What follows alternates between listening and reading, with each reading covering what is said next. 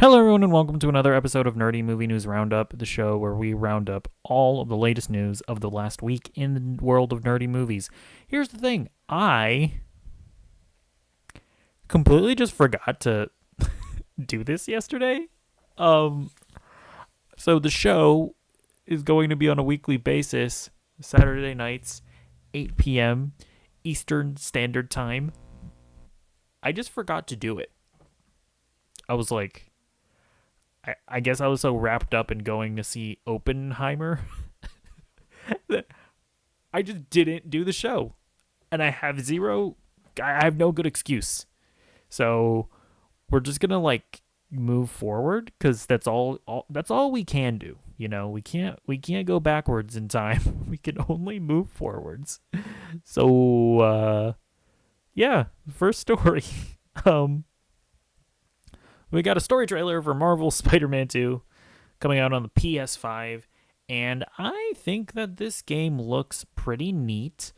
We get to see Harry Osborn. He looks like he's going to be a big part of the game. As we know from Marvel's Spider-Man 1, he got sick, and Norman Osborn used the symbiote to heal him. So it looks like that worked. So I guess my big prediction here is that I'm pretty sure that Harry is gonna end up being Venom here.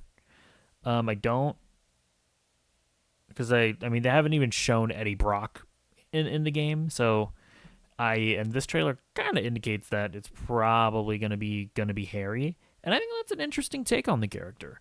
And the other thing I was thinking about while watching this trailer was we don't actually have like a definitive Venom adaptation, right? And a big mainstream media product for Spider-Man. You know what I mean? We don't have Heath Ledger's Joker or even Willem Dafoe's Green Goblin.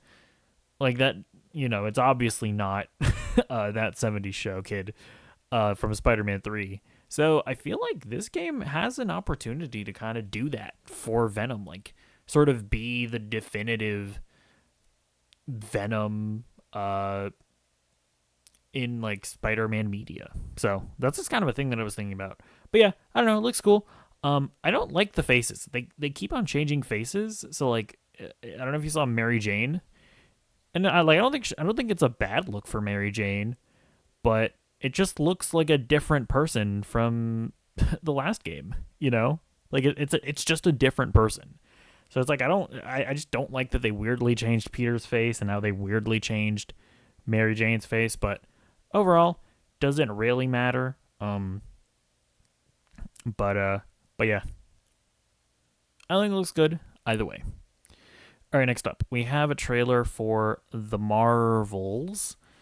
I think this movie looks pretty good. I don't think it looks amazing or anything like that, but it just looks like fun. I really like Kamala Khan. This is a hot take that I have that I absolutely stand by. Kamala Khan is the best casting in the MCU since Robert Downey Jr. as Iron Man. I think Iman Vellani is just so perfect in the role. She's so charming. I'm excited to see her. She's the main reason why I'm excited for this movie. But even aside from that, I just think it looks like fun. I like that. I like that we're gonna see where Kamala's bangles are from, maybe, because it seems like the villain has the bangles. So I like that we're maybe gonna get some explanations. I wonder if it's going to involve Shang-Chi's the 10 rings at all, cuz I remember that the 10 rings logo was in Miss Marvel, so I wonder if there's going to be some kind of connection in regards to that. I don't know. I feel like these three characters coming together might just end up building the lore out a little bit, cuz I know that's one of the big complaints for Phase 4 is that there wasn't enough interconnectivity. I feel like we might be getting that here. Or maybe not. In any case, who cares? At the end of the day, you know what I mean? But yeah, I think it looks good. All right, moving on. We got a trailer for Harley Quinn season 4. So it looks like Harley is going to be a part of the Bat family in this season. And I guess Lex Luthor hires Poison Ivy to run LexCorp. And yeah, I think it looks really funny. I absolutely love the Harley Quinn show. I think it's like one of the more underrated DC shows going on right now. It's just really funny if you've never watched it. It is very like mature, or MA, whatever, TVMA. There's a lot of cursing, a lot of violence and whatnot, but it's never too much in my opinion, and it's always genuinely funny. So, yeah, if you want something that's kind of like going for like, if you want like something that's kind of like Velma, I guess, but that's actually like pretty good, I would say check out the Harley Quinn show, and season 4 is coming out pretty soon. So, yeah, I am excited. Okay, next up, we have a trailer for One Piece. Listen, here's the thing. I am not a fan of One Piece, of the anime, nor the manga. So, from that perspective, I thought this trailer was pretty fun. I don't know. I think this looks pretty fun. I think like the characters, they look really cool. I think the action looks pretty neat. I don't know. I thought the first trailer of this was terrible. Very much looked like a fan film. And I still think there are some aspects of this that don't look quite like cinematic necessarily, and it kind of looks like it looks like a Netflix show. And Netflix has this weird thing where like their shows look very expensive, but also kind of shitty at the same time. And this kind of has that. Do you know what I mean when I say that? But either way, I mean, it's still the content looks cool. So I don't know. I think I'm gonna check this out. As much as I dislike the art style of the One Piece anime, I might be into this. We'll see. Maybe I'll be like the one guy that likes the show. I don't know. All right, next up. We have a trailer or teaser for Invincible season 2. Looks like they're going to be graduating in this season. And I don't want to talk too much about my theories or whatever, because I mean, I've read the comics, so I know what all the upcoming storylines are, but I don't have quite as much context as far as how much they're going to do in season 2. So I'll try and hold my tongue here, but yeah, I mean, it looks great. I absolutely adore the Invincible comic books, and I thought season 1 was like an almost perfect adaptation. Literally, I think I might consider it a perfect adaptation if Amber wasn't handled as poorly as she was. But man, I absolutely cannot wait for this, and we will be talking about more Invincible later. Okay, and then next up, so I didn't watch this, but there is a trailer. There's an ad, but there's a trailer for Rick and Morty the anime. Now, I didn't watch it because I am super behind on Rick and Morty, the proper show. So I don't want to be like accidentally spoiled, because I'm assuming that this is like in the same continuity as Rick and Morty, but I don't know. I don't want to accidentally get spoiled on anything, because I do intend on going back to Rick and Morty at some point. But I just thought it was interesting that this exists and is just like a real thing that they're doing. So yeah, I don't know. Let me know in the comments if you know about what's going on here, and if maybe this is like a Rick and Morty anime that takes place in like in a different universe. Maybe it's like a multiverse situation. If that's the case, and I can watch this without being caught up on Rick and Morty, let me know, because I would actually be curious to know. All right, let's get into the first story. There were a lot of trailers this weekend. It's because of Comic-Con. So yeah, let's get into the first proper story. Masters of the Universe is officially dead at Netflix. So if you didn't know that Masters of the Universe, if there was a Netflix Masters of the Universe movie being made, then you are not the only one, because I don't think anybody knew or cared about this. But hey, it is the news. So let's read here, and I think we'll just start reading here. Insiders said that close to $30 million has already been spent on development costs, and the cash that's been shelled out to hold on to talent like previously announced lead Kyle Allen and the film's heat-seeking directing duo Adam and Aaron Nee. Other knowledgeable sources estimate all-in costs for development at twice that figure.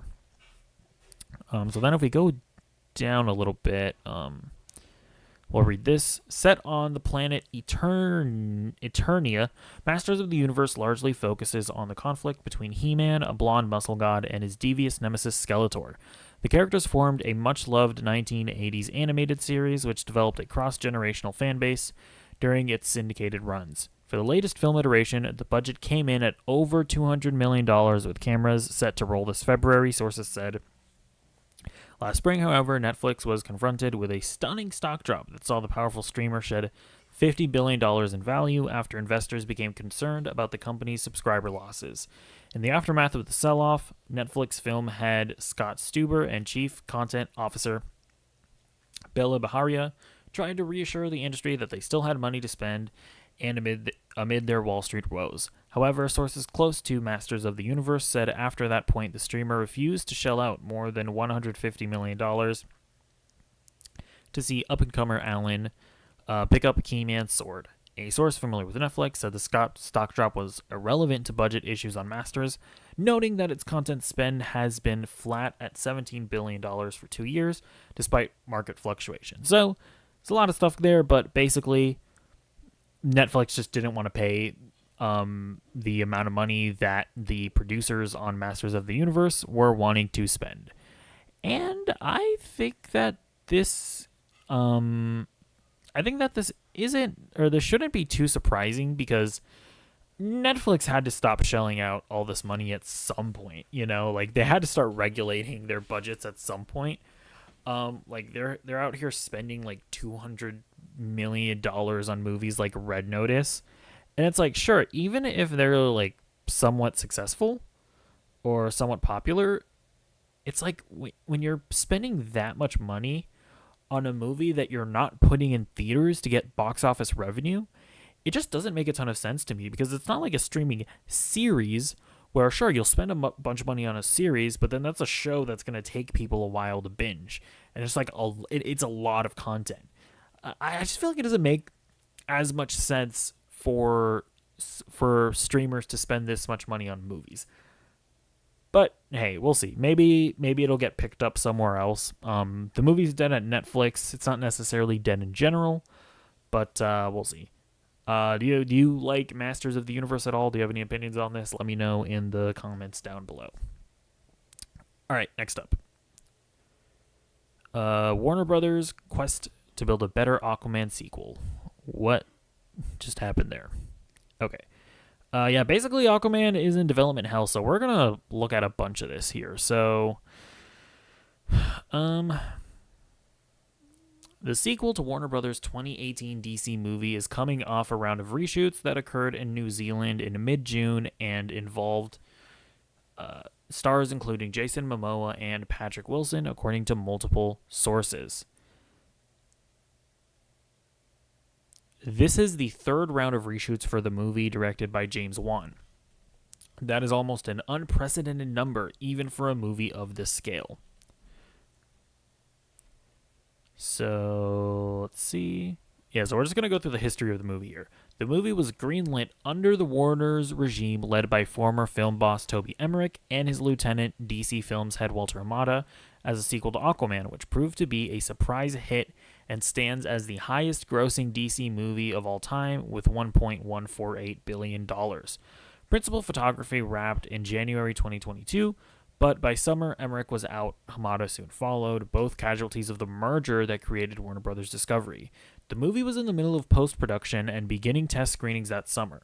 While a timeline is not clear, from summer 2022 to the beginning of 2023, The Lost Kingdom underwent 2 rounds of reshoots and held several uninspiring test screenings.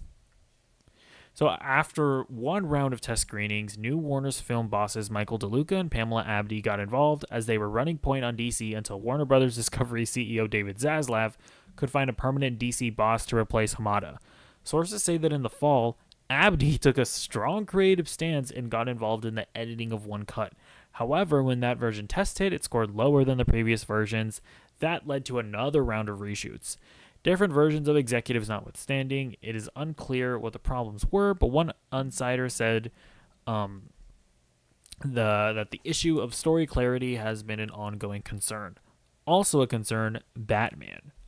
Hamada wanted Michael Keaton's version of the character to be akin to Samuel L. Jackson's Nick Fury in the Marvel movies, and elder statesmen who could pop up in various films, including the now shelved Batgirl as well as The Lost Kingdom. But shifting release dates muddled things. At one point, The Lost Kingdom was set to open in March 2023, several months before Keaton's return in June 2023's The Flash. So in late July 2022, 2 months after Abdi and Luca took over Warner's, Ben Affleck joined a round of reshoots as Bruce Wayne to replace a scene Keaton shot. But then the movie moved again, this time after The Flash, putting Affleck's appearance in question. The latest cut of the film features neither version of The Dark Knight, according to sources, as new DC heads James Gunn and Peter Safran do not want to promise a movie universe that will not come to fruition, nor tie it down excessively to past failures. It was pretty chaotic, said one source. And some of the chaos may not have been the studio's or filmmakers' fault. Some of the calendar moves were due to overloaded visual effects houses, a phenomenon that occurred during the pandemic and that affected both Flash and Lost Kingdom, causing a cascade of release date pushes. So, okay, I guess there's more to read here. More test screenings of cuts occurred in February and again in April. By this time, Safran, a producer on the first Aquaman as well as The Lost Kingdom, had become co-head of the newly created DC Studios along with Gunn. It is unclear how Safran's transition shifted the movie's fortunes, if at all. Insiders say that the filmmakers were in the dumps over the seemingly never-ending post-production process and waterlogged test scores. However, the skies may have cleared with new reshoots. So it does end here, at least, saying that Gunn is said to have weighed in on the most recent cut and the leadership approved the 5-day shoot. Sources say the shoot went so well, the Wanted Company completed what they needed in only 4. And to some, the fact that the Warners is willing to keep spending money to make the film better shows that the studio has faith in The Lost Kingdom. Okay, so yeah, we read a lot of this. But basically, to summarize everything that I just read, Aquaman has been in development hell because initial test screenings for the movie, for what Juan made, weren't that great. Then you had a bunch of different studio executives sort of sticking their greasy little fingers in the pie, and there's a bunch of studio interference there. Then, because of weird release date shifting, like at one point, I guess, because at one point The Flash was supposed to come out before, wait. Oh, hold on.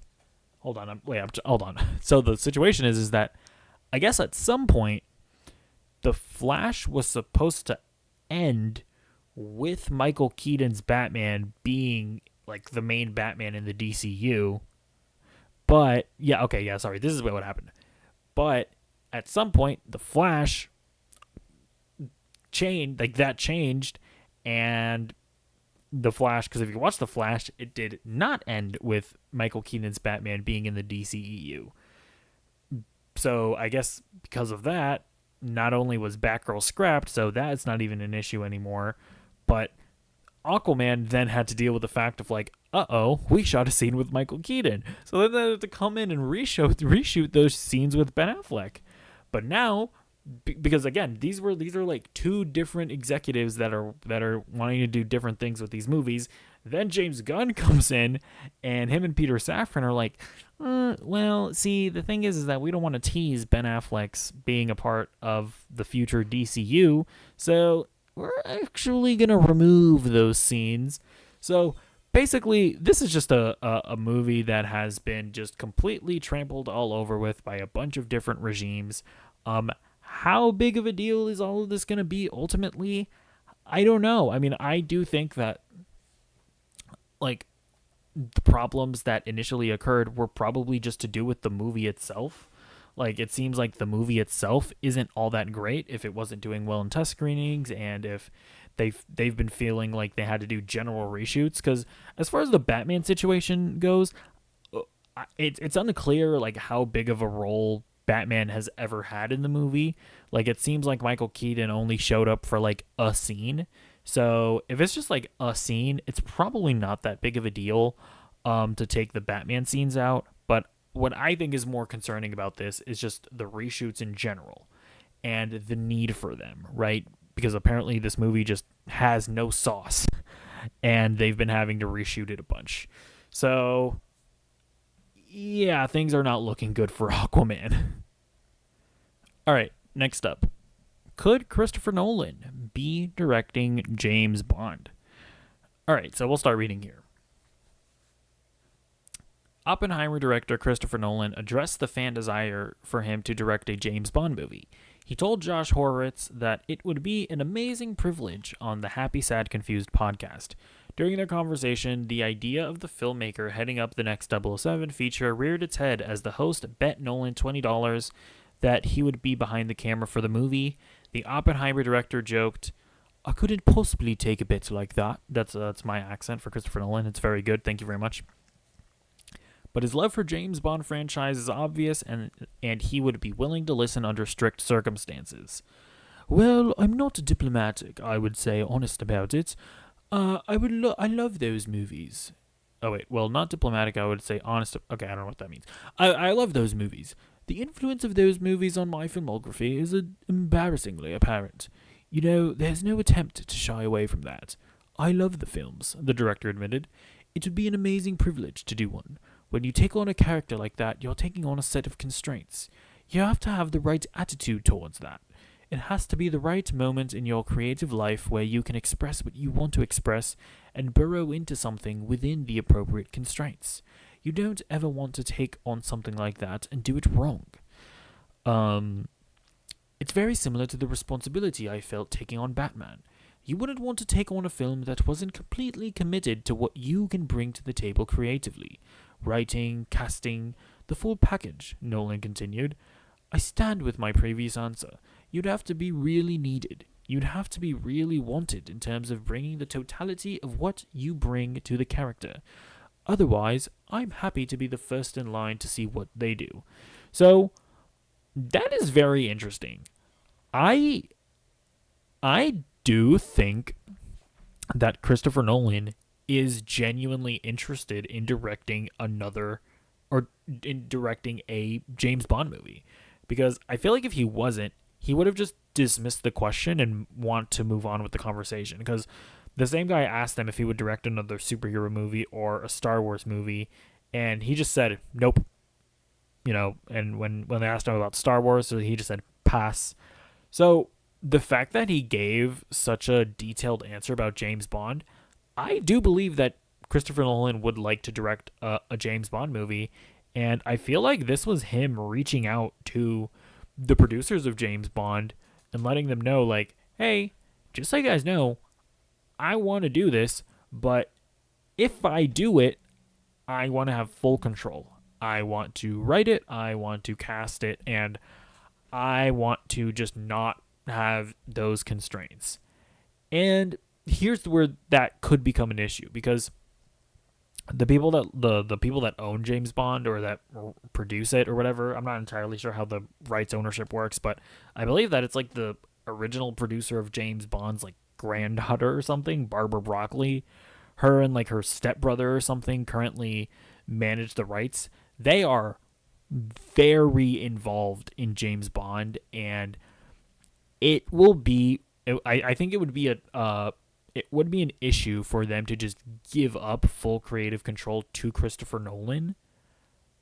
But if they were to give up full creative control to somebody, to anybody, it would be Christopher Nolan. Like that would be the guy that you just let make James Bond's movies. So I think some of the other issues are how many James Bond movies would Christopher Nolan want to make? Because traditionally, I believe, I'm pretty sure James Bond actors at least Daniel Craig did. To be honest, I'm not too familiar with James Bond movies before Daniel Craig, but at least Daniel Craig, he starred in like 5 or 6 James Bond movies. How many is Christopher Nolan going to be willing to make? Or at the very least, would Christopher Nolan allow for him making the movies that he wants to make and then allowing that actor playing James Bond to continue in future movies?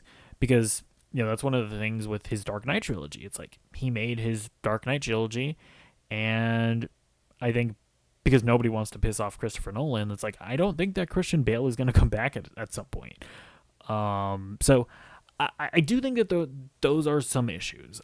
But at the same time, at the end of the day, here's the thing.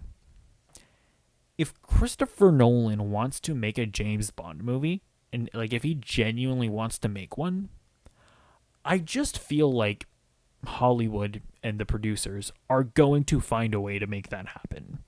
Whether it be them negotiating and being like, hey, listen, I know you said you want full creative control, but we're still going to have our input on like casting and stuff like that. Or you say, hey, listen, if you want full creative control, you can have full creative control, but we want you on board to make at least a trilogy of James Bond movies, So I think it could be a rough situation, but like I said before, if Christopher Nolan wants to make a James Bond movie, I feel like Christopher Nolan is going to make a James Bond movie. Like, the powers that be are going to make that happen. But we'll see how it turns out. All right, next up, we got some information about The Last of Us season 2.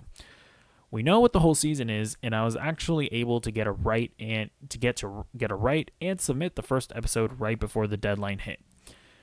So yeah, basically, as of right now, the amount that's gone into season 2 of The Last of Us is they've written 1 episode, which is not great. I mean, listen, don't get me wrong. I'm not sitting here and being like, stop striking writers. I want my program. Like, no, that's fine. Like, can't cancel the show.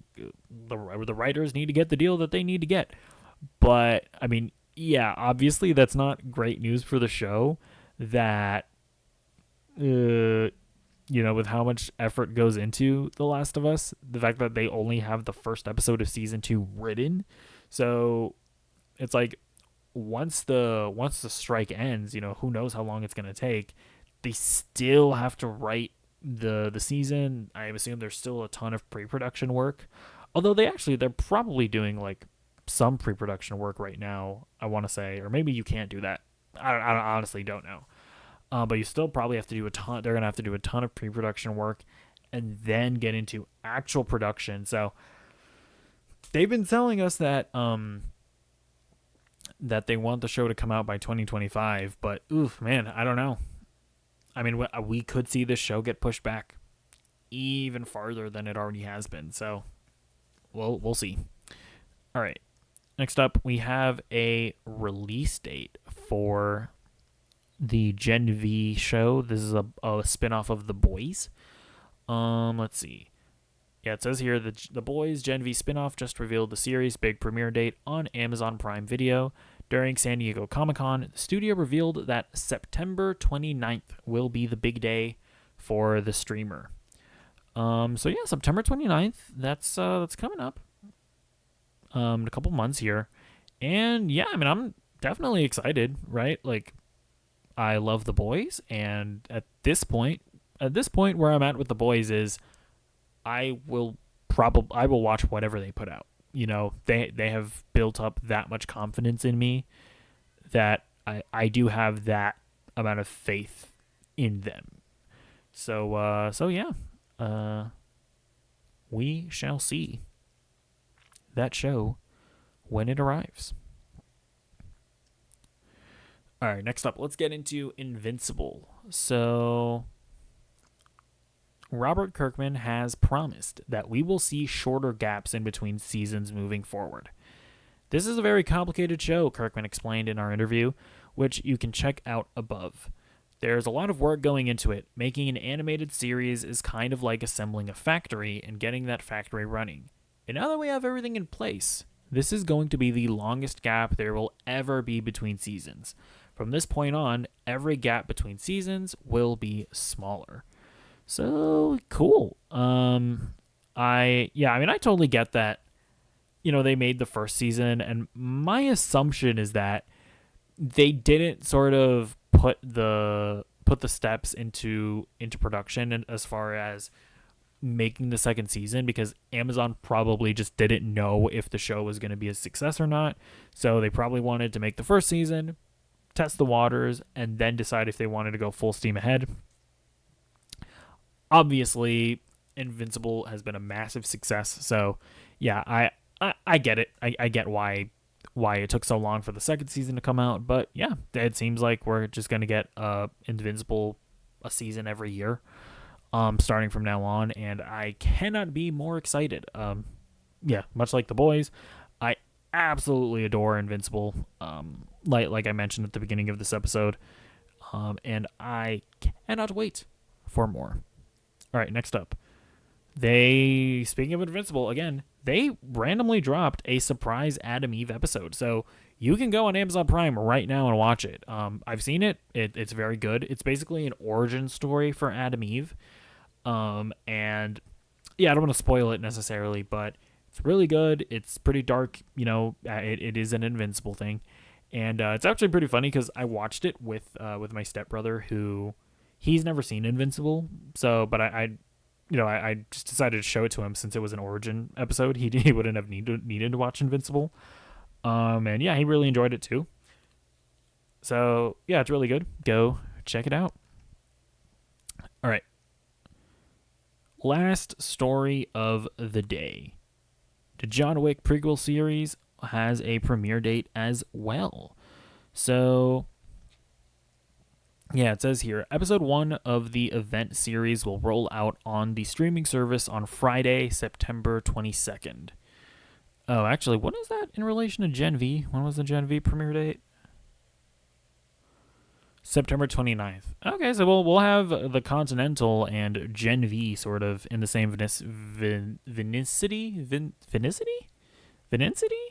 What word am I trying to think of? Boy, I am tired. Oh my god. Okay, yeah, the Continental looks interesting. I didn't love the trailer that they showed, the teaser trailer that came out.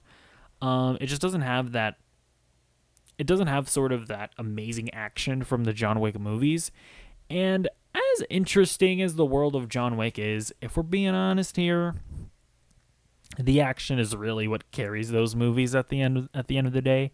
So I really need to see more from the action of the series to see if I'm gonna love it or not. Or I don't know, maybe they just make a really good drama, that has decent action, and maybe that can interest me as well. That's totally possible, but I don't know. I want the action to be great, right? Like I want it to be on the level of John Wick, so because it is a John Wick thing.